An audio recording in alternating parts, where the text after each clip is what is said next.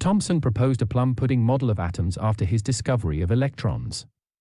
In this model, the positive charge is uniformly distributed in the space of the atom like the pudding. And the electrons scatter in the atom, just like raisins in the pudding. The plum pudding model was challenged by Rutherford. He collided gold foil with alpha ray. Only a tiny fraction of alpha particles were deflected. Doubling the thickness of the foil doubles the fraction of deflected particles. After establishing a mathematical model, Rutherford determined that the positive charge and mass concentrated in a very small region. The size of the gold atom is about 0.1 nanometer. But the size of the positive charge is only 10 to the power of -6 nanometer. Rutherford proposed a planetary model. In an atom, there is a mass and positive charge concentration at the center called the nucleus. Electrons orbit around the nucleus. The interaction between the nucleus and the electrons is electric force. It has the same mathematical form as the gravitational force. Therefore, the motion of the electrons around the nucleus resembles the motion of the planets around the star. In Rutherford's mind, the motion of electrons is governed by classical mechanics and electrodynamics.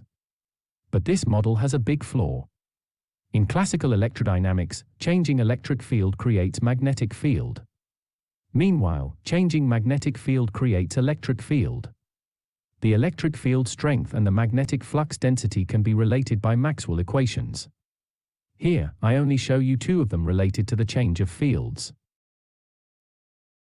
As a result, an orbiting electron emits electromagnetic radiation to its surroundings. The electrons lose energy as they orbit and finally crash with the nucleus. It is called the death of atoms. The survival of atoms must be explained by quantum theory.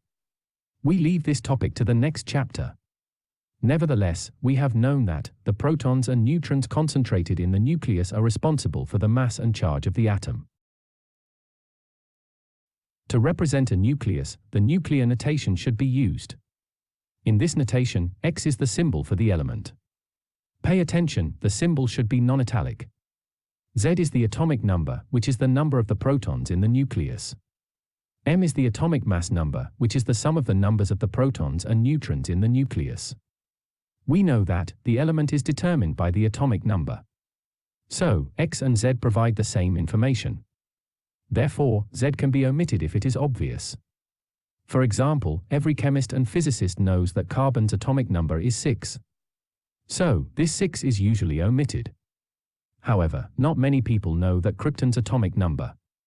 So, when writing the nuclear notation of krypton, the number 36 is usually kept.